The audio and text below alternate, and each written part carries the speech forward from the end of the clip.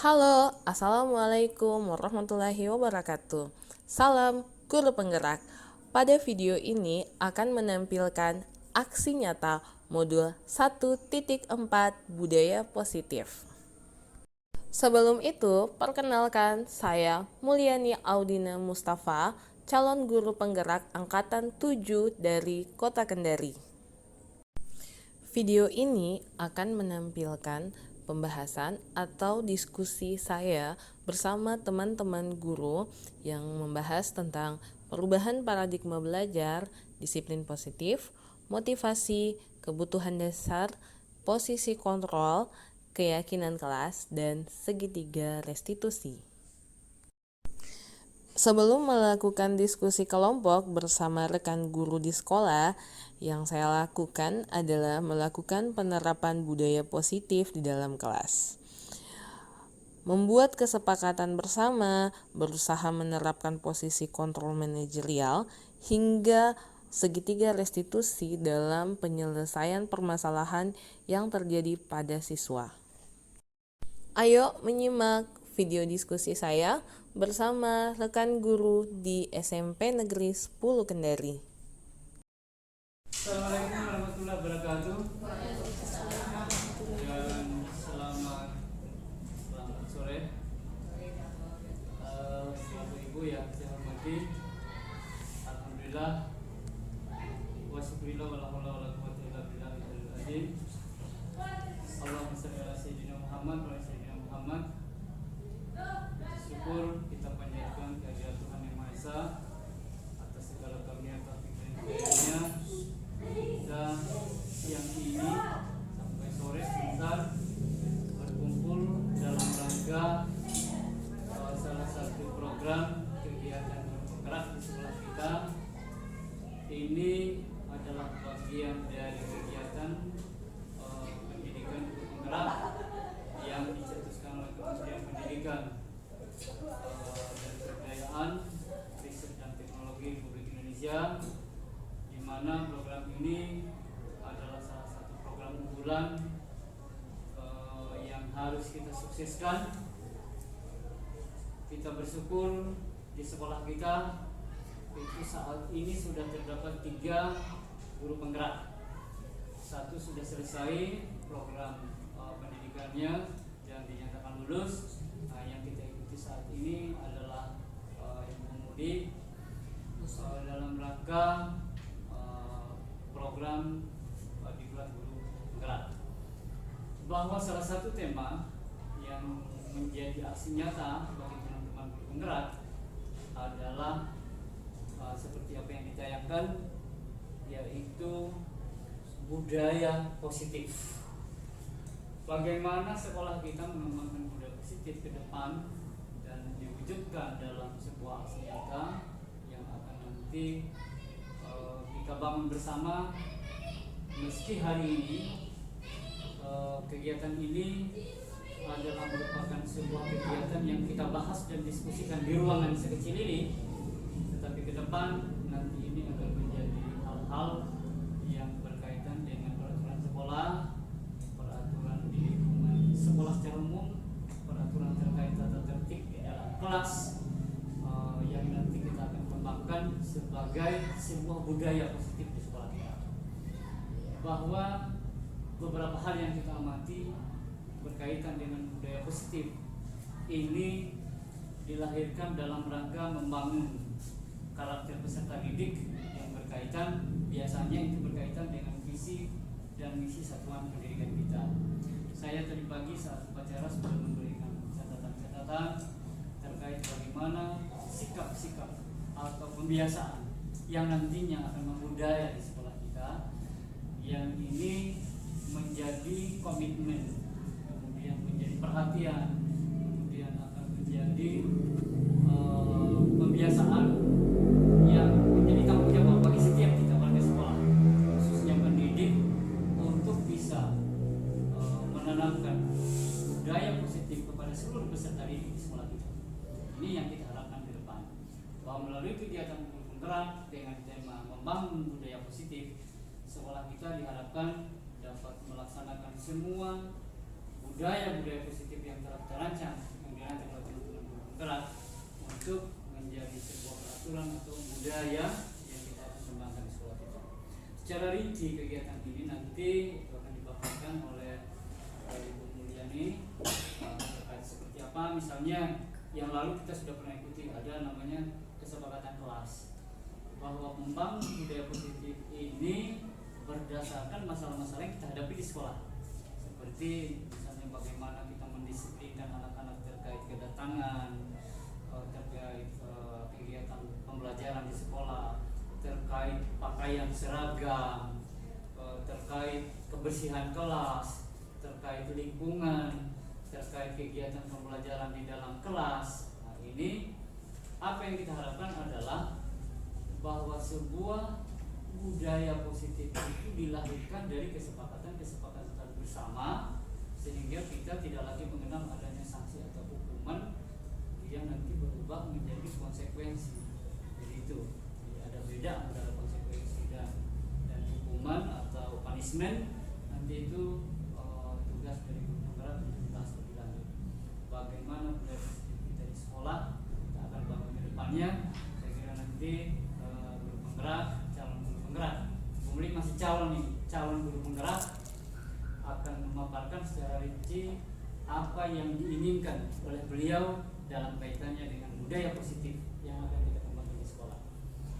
Kemudian terima kasih kepada teman-teman semua sudah hadir bersama pada hari ini. Rekaman kita berjalan, kegiatan ini kita sukseskan. Saya berharap ke depan, tadi saya sudah mulai bertanya, angkat tangan yang masih merasa muda, bukan usianya, yang merasa muda berarti dia siap bergerak, dia siap tergerak dan menggerakkan. Ya, nah ini. Saya kira itu pengantar dari saya. Teman-teman semua, terima kasih partisipasinya. Kita akan lanjutkan kegiatan ini dan berharap bisa diikuti sampai selesai. Saya tutup pembukaan kegiatan kita. Bila taufiq wal hidayah. Assalamualaikum warahmatullahi wabarakatuh. Silakan dilanjutkan. Bismillahirrahmanirrahim. Assalamualaikum warahmatullahi wabarakatuh. Waalaikumsalam warahmatullahi wabarakatuh. Terima kasih banyak atas partisipasi Bapak Ibu yang hadir di kegiatan ini. Jadi silakan Mas. Mulai supaya cepat. Iya, masuk Pak. Sini saya kita mau pintu saya. Oke, terima kasih banyak Pak. Jadi Bapak Ibu, kegiatan hari ini itu saya bukan mau hanya sedikit mereview. Waktu tahun lalu Pak Sahidin juga sudah berbagi tentang budaya positif. Jadi saya juga hari ini hanya ingin mereview kembali, mengingatkan kembali tentang apa itu budaya positif dan berdiskusi bagaimana sih sebenarnya budaya positif yang bagus menurut Bapak dan Ibu. Tapi sebelum itu kita mengingat kembali sesuai dengan IPNM kemarin sempat disosialisasikan bahwa terkait bagaimana itu paradigma pembelajaran. Di sini Bapak Ki Hajar Dewantara itu menyebutkan bahwa pendidikan itu berhubungan dengan kodrat zaman dan keadaan setiap anak. Jadi jadi pendidikan itu didefinisikan sebagai kegiatan menuntun. Kita menuntun anak sehingga dia bisa berbudi pekerti yang baik sesuai dengan kodrat alam dan kodrat zamannya. Tuh. Seperti halnya kalau dia permisalkan Bapak Ki Hajar itu seperti tanaman padi, kita tidak bisa mau merubah dia menjadi sebuah tanaman jagung yang berbuah jagung. Yang kita bisa lakukan hanya bagaimana memberinya pupuk, bagaimana misalnya nanti disemai sampai bisa menjadikan sebuah padi. Begitu juga anak didik kita tidak bisa mau misalnya dia tiba-tiba ini, tapi kita mengarahkan dia, menuntun dia, semoga dia bisa memiliki budi pekerti. Nah, di sini budi pekerti yang dimaksud itu adalah bagaimana seorang anak itu nantinya dia bisa merdeka terhadap dirinya sendiri, sehingga dia bisa menentukan arah hidupnya mau kemana. Nah, dari kemerdekaannya dia nanti inilah dia bisa membantu untuk memerdekakan orang lain. Gitu. Jadi dia sudah tahu arahnya mau kemana, jadi dia sikap jujur dan sebagainya. Nah, di sini salah satu cara agar kita bisa pembelajaran sesuai dengan zaman dan sesuai dengan berat anak, maka kita itu harus bisa pembelajaran yang berpihak pada murid. Saya ingat betul seperti yang dipaparkan oleh Bapak Kurikulum pada saat upacara, bahwa kita itu guru-guru difasilitasi agar bisa aktif 2 lab komputer. Mudah-mudahan Pak Sedin bisa secepatnya, sehingga anak-anak itu walaupun misalnya dalam satu komputer berlima, yang penting dia bisa menggunakan komputer, karena memang sudah zamannya bahwa mereka itu untuk bisa menggunakan IT seperti itu. Nah, ini beberapa dokumentasi. Ini kemarin ada mahasiswa yang penelitian, jadi dia menggunakan salah satu aplikasi. Jadi memang salah satunya itu dia gunakan di sini GeoGebra. Dia membantu pembelajaran itu dengan menggunakan komputer. Harapannya nanti bisa lebih baik lagi nilainya. Nah, terkait disiplin positif. Disiplin positif ini dalam budaya kita, makna kata disiplin dimaknai menjadi sesuatu yang dilakukan seseorang pada orang lain untuk mendapatkan kepatuhan. Kita cenderung menghubungkan kata disiplin dengan ketidaknyamanan, di mana di sini Bapak Ki Hajar mengatakan di mana ada kemerdekaan, disitulah ada disiplin yang kuat.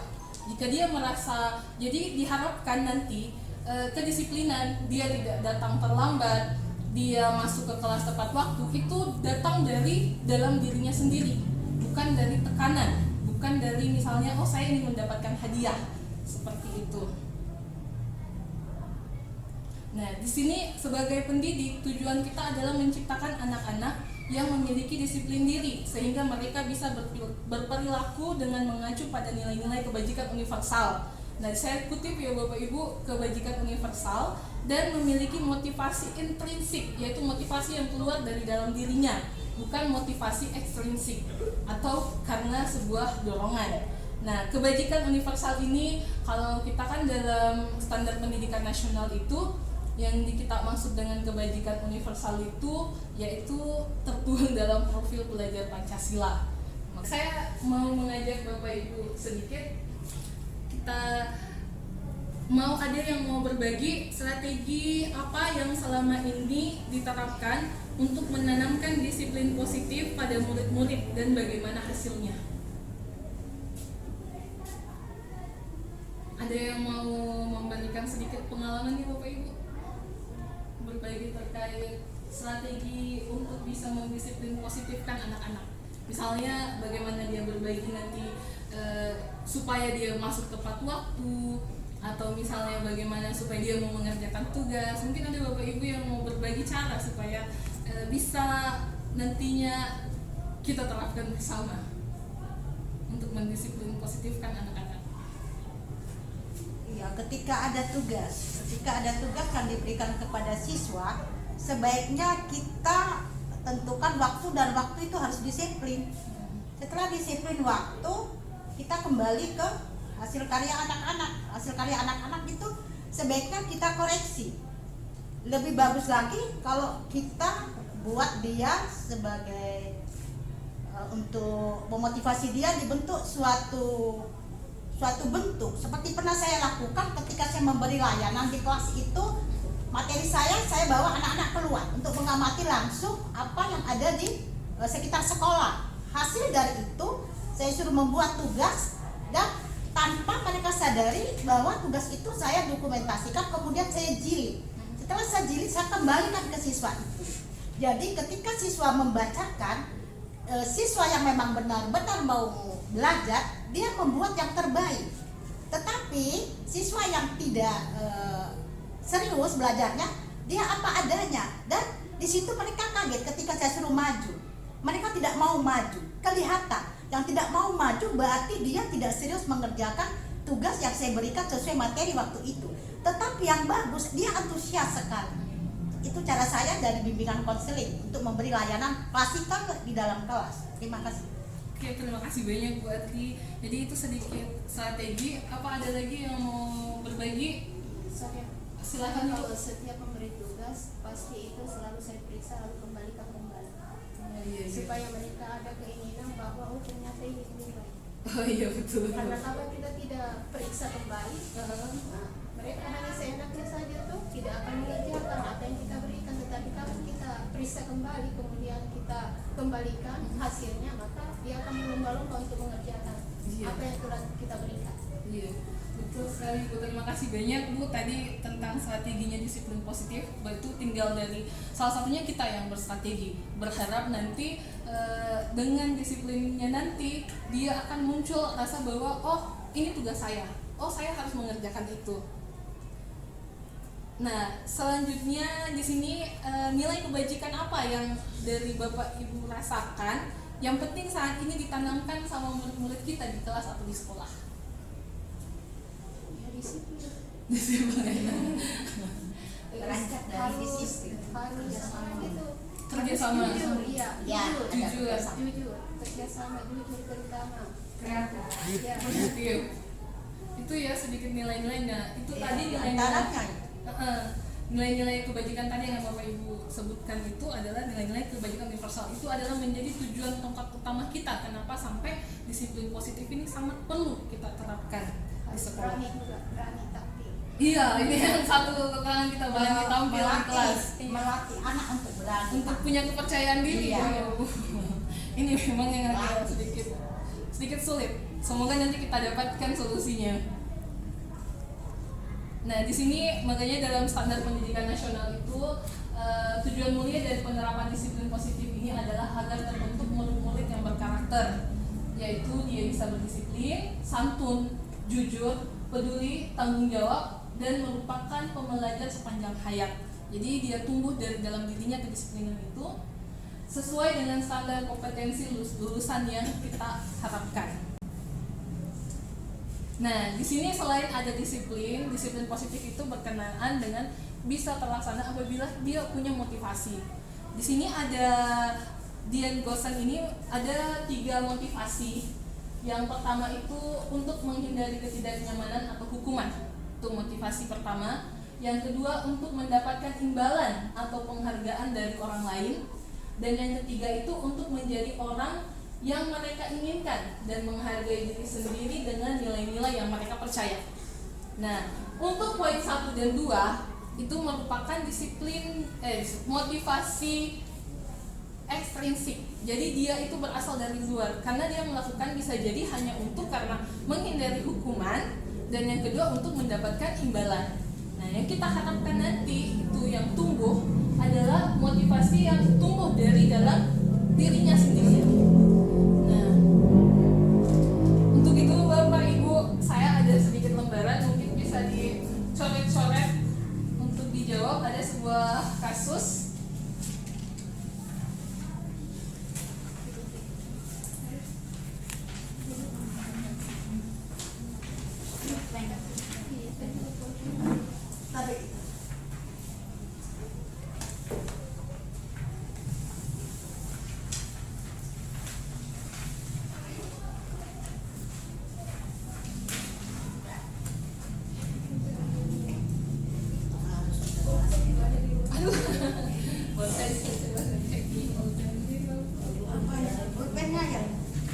Ya, ada sebuah kasus ya Bapak Ibu, IPA kurang menguasai pelajaran matematika sehingga pada saat pelajaran tersebut berlangsung dia lebih banyak berdiam diri dan menggambar di buku pelajarannya. Pada saat guru matematikanya Pak Seno menanyakan pertanyaan IPA menjadi gugup dan tak sengaja menjatuhkan tasnya dan kursi secara tiba-tiba. Gagap pada saat berupaya menjawab, seluruh kelas pun tertawa melihat perilaku IPA yang berbicara tergagap dan terkejut tersebut. Pak Seno pada saat itu membiarkan teman-teman IPA menertawakan IPA yang tergagap dan malu luar biasa, dan malahan minta IPA untuk maju ke depan dan berdiri di depan kelas sambil menunjuk hidungnya karena tidak bisa menjawab pertanyaan Pak Seno. Kelas makin gaduh dan anak-anak pun tertawa melihat IPA di depan kelas memegang ujung hidungnya. Dan di situ Bu, Bapak Ibu ada 2 pertanyaan. Yang pertama, apa Anda setuju dengan tindakan Pak Seno terhadap IPA? Jika ya atau tidak, mengapa? Dan kedua, menurut Bapak Ibu, tindakan Pak Seno ini terhadap IPA adalah sebuah hukuman atau konsekuensi? Hukuman ini. Tidak, saya tidak setuju dan ini hukuman.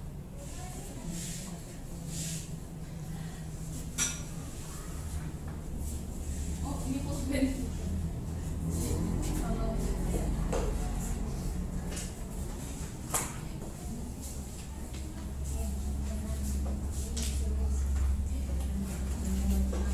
Disadari dia kita lakukan ini. Sekarang baru kita sadar.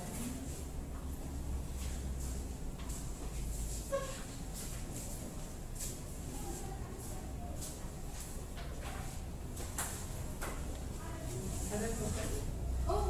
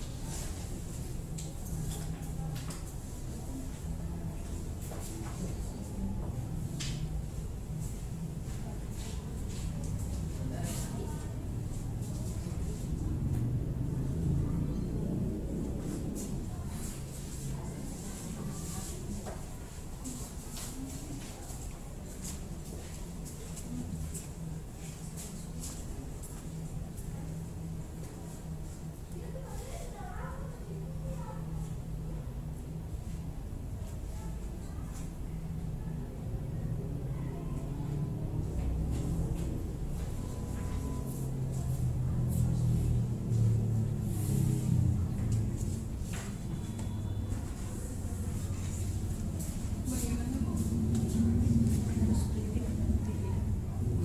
Saya coba videokan di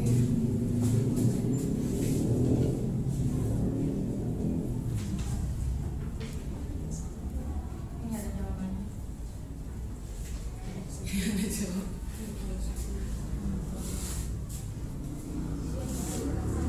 Iya. Mungkin mau berbagi menjawab Bu? Ya, saya jawab. Mau silakan. Ya, kalau untuk saya yang ini apa ada setuju dengan tindakan Pak Seno terhadap IPA, saya tidak setuju. Kenapa? Karena waktu itu IPA dalam kondisi yang tidak konsentrasi. Tidak konsentrasi. Kalau siswa tidak konsentrasi apa yang kita bahas, pertanyaan apapun yang kita berikan terhadap siswa tidak akan pernah bisa dijawab siswa dengan benar. Dan yang kedua, ini bukan konsekuensi, tapi ini adalah hukuman. Terkadang saya sadari juga bahwa biasa saya menghadapi siswa yang demikian di kelas ketika saya membawa materi secara klasikal. Saya langsung memerintahkan siswa saya untuk menjawab suatu pertanyaan atau maju ke depan untuk membuat apa yang saya tugaskan kepada siswa tersebut. Sekarang baru saya sadar bahwa ini adalah salah. Itu jawaban saya. Terima kasih. Terima kasih Bu jawabannya. Ada lagi Ibu? Boleh silakan. Ibu Arlinda. Jawaban saya tidak. Apa Anda setuju dengan tindakan Pak Seno terhadap IPA? Mengapa? Tidak. Karena seorang siswa itu dalam proses pembelajaran tidak bisa dipaksakan untuk menguasai satu bidang studi yang memang dia tidak mampu untuk menguasainya. Karena dia kita apakan kalau memang dia tidak sanggup, dia tidak akan bisa. Kalau menurut saya. Iya. Gitu. Kalau saya juga sama lagi kan saya memang tidak sesuai teori dari masing-masing punya persepsi sendiri. Kalau saja menurut pendapat saya tidak, karena di situ apa tadi? Karena hukuman yang diberikan itu tidak mendidik, menyebabkan si anak didik semakin kurang percaya diri. Betul. Dan Iya, menjatuhkan semangatnya, dia tidak akan termotivasi lagi untuk kedepannya. Iya. Karena kita tidak beri reinforcement. Kalau di BK itu penguatan. Seharusnya kita berikan penguatan, Iya. itu bukan justru kita jatuhkan. Ini kan namanya kita jatuhkan, bahkan ditertawai temannya. Nah, ini kan sangat sekali secara psikologi kan, apalagi anak-anak, kan anak-anak kita saja yang dewasa, apalagi kita guru, terkadang kita rasakan tidak nyaman sekali ketika kita dipermalukan, ya kan, apalagi kalau anak-anak. Itu.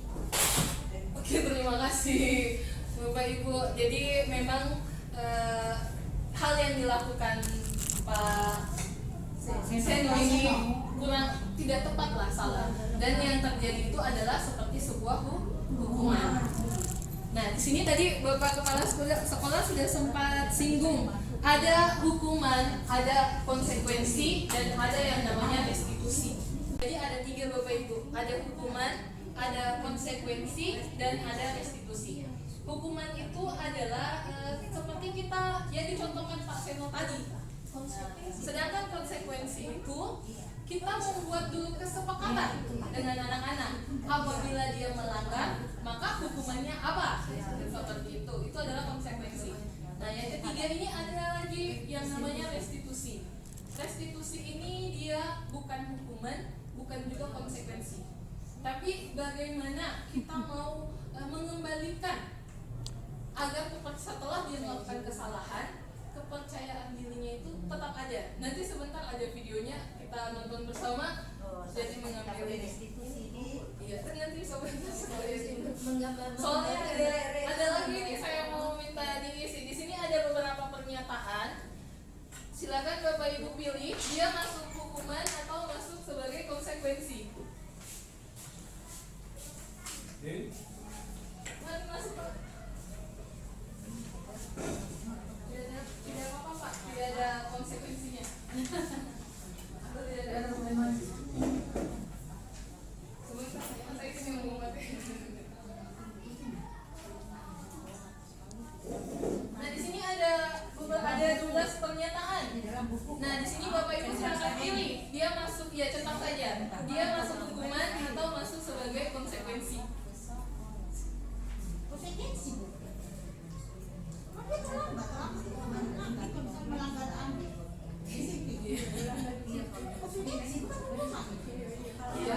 Nanti diceklis Bu kalau itu konsekuensi. Iya. Soalnya mengelilingi lapangan biasa. Bagus juga ini supaya sehat. Supaya sehat. Iya, betul Bu. Tapi hukuman ini, hukuman ya yang itu. Hukuman. Kalau Bapak tahu pelajaran olahraga Bu. Lain lagi kalau pelajaran olahraga. Kalau memang kasih belajar bukan hukuman. Kalau lagi PJOK dan dia terlambat, Berarti mengalami lapangan basket 2 kali karena terlambat hadir di sekolah. Terlambat hadir tahu. Bukan hanya belajar. Pelajaran PJOK berarti bukan. yang mana? Iya, betul. Ketika jokanya kecuali di ketika belajar. Ah, iya Bu, lain lagi nomor 4 lain lagi. maksudnya. Lain Iya, lagi. ada. Menurut PJOK ini ngaruh pas menggantikan kertas juga ini.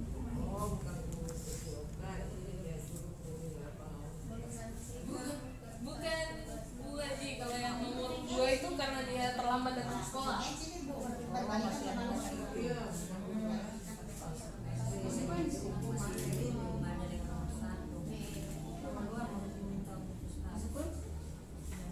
Sulit nih kita berteman dia praktis sebanyak. Kan sudah ada kesepakatan sebenarnya. Yang mana? Nomor 3 tuh Nomor 3 kalau tidak menggunakan karena tidak menggunakan masker ke sekolah. tapi kan ini sudah ada perjanjian sebelumnya. Nah, tapi redaksinya berbeda. Biasanya kalau konsekuensi itu dia biasanya misalnya kayak poin 4, lari mengelilingi lapangan basket 2 kali karena terlambat 10 menit untuk pelajaran PJOK. Pelajaran PJOK kan biasanya di lapangan. Ya. Kalau nomor 3 di Nomor 3 ini murid diminta tidak pulang 15 kali karena tidak menggunakan masker, tidak berkaitan dengan maka biasanya dia disebut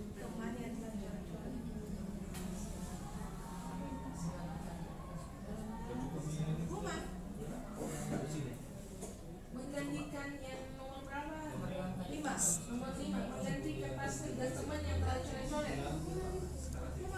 Kan itu coret-coret Bu. Bukan dong. Ya, Konsekuensi. Bukan konsekuensi. Harus dia gantikan supaya dia sadar bahwa itu salah yang dilakukan. Bukan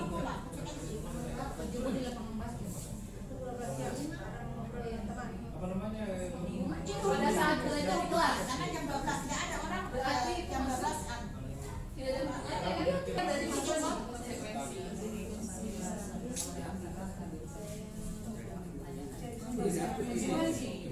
Karena dia tidak bisa menjawab di dalam proses. Sambil mengangkat kaki bisa menjawab pertanyaan. Mari kita lihat sebentar. Karena kamu tidak bisa menjawab konsekuensinya harus berdiri. Tapi hukuman ini Konsekuensi. tidak pernah disuruh. Jadi anak-anak sekarang tidak mau demo. Disuruh saja sembilan. Dia lebih keras daripada kita. Sendiri atau kita suruh komentar kasih ke dia, kita mau jadi kita mau jadi hukuman.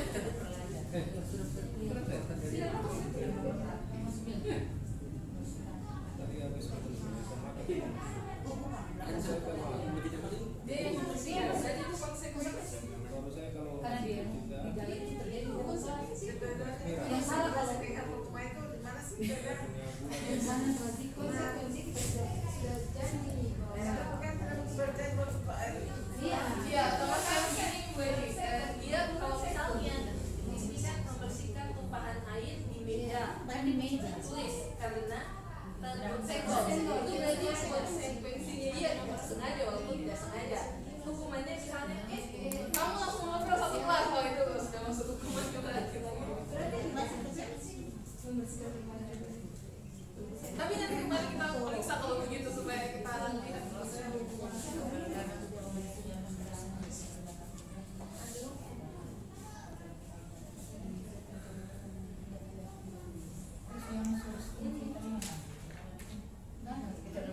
Kan tuh iya.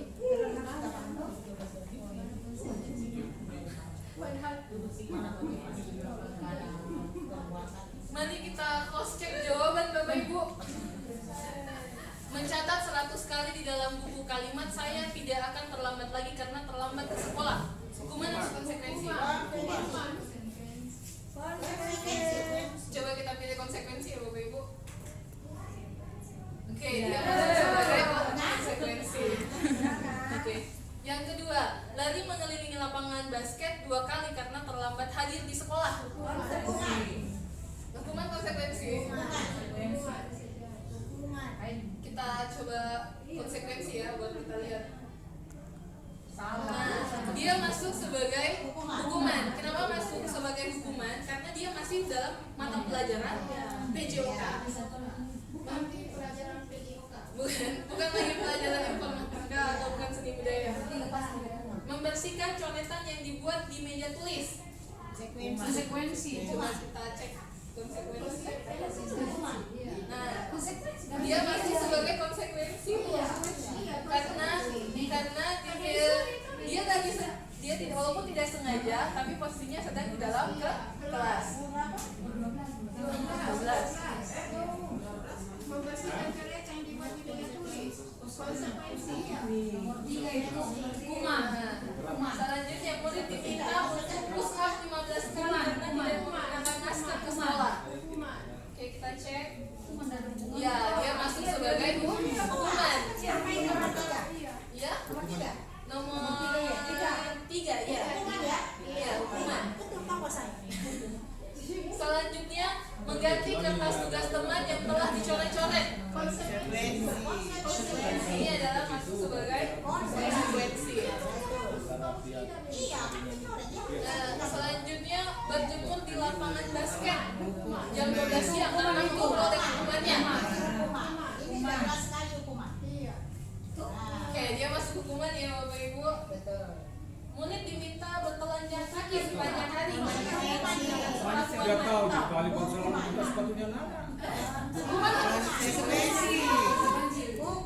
Coba kita coba hukuman. Wadri, Ibu Adi pintar sekali hukum konsekuensi. Pak selalu kasih begini kalau pacaran. Dengan hukum yang terlambat pacaran, baru pintar sekali konsekuensi. Tidak tahu semua hal. Iya. Betul. Saya duluan. Oke. Saya menjemput. Oh, mungkin bawa ini Pak. Harus saya menjemput. Ya, apa saja. Saya sudah makan saja. Ada lebih Pak. Ya, ini. Makasih. Pura-puranya. Sudah makan tadi. Pizza. Kasih Ibu Linda kasih anak kos. Hah? Pizza. Untuk Kasih. Masih Bu Muli mau kasih makan kita. Tidak sih Pak, kebetulan sih. Masa Bu Muli mau kasih makan kita? Anggap di traktir bapakku Pak. Satu. Bapakku yang Untuk kita ini Satu. di traktir bukan uang saya, uang bapak. Selanjutnya saya lanjut ya Bapak Ibu. Berdiri di depan kelas sambil mengangkat kaki satu karena tidak bisa menjawab pertanyaan. hukuman. Kalau saya Kita coba hukuman ya Bapak Ibu. Iya. Proses hukuman. Oke betul. Ini masuk sebagai salah satu hukuman. Nah, Tidak boleh dilakukan. selanjutnya membersihkan tumpahan air di meja tulis. Oke. Sanksi atau konsekuensi. Oke, dia masuk sebagai sanksi konsekuensi. Nah ini kayaknya tidak ada di daftar, ada ya? Kehilangan Ada. 10 menit. Kehilangan 10 menit jam. kehilangan 10 menit jam istirahat untuk mengerjakan tugas karena terlambat datang dan tertinggal pelajaran 10 menit selama 10 menit. Konsekuensi. Ya, dia masuk konsekuensi. kesalahannya sendiri kok. Iya. Nah, betul. Duduk di kayaknya tidak ada ini. Duduk di bangku pinggir lapangan.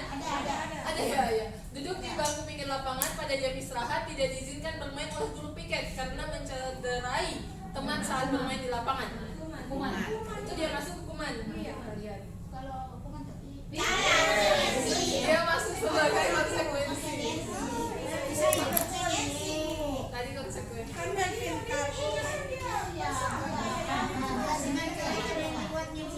Dia masuk konsekuensi ya. Terlambat hadir di pembelajaran daring 15 menit dan diminta untuk tinggal 15 menit sesudah kelas usai. Oh tidak ada, ya sudah kita. Membersihkan coretan. Tapi kalau ini apa ya Bu? Kira-kira apa? Dia masuk konsekuensi. Konsekuensi ya. Konsekuensi ya. Mari kita cek. Oke, dia masuk konsekuensi. Lari mengelilingi lapangan basket 2 kali karena terlambat. Ya, ini tadi karena masih masuk dalam pelajaran penyerokan.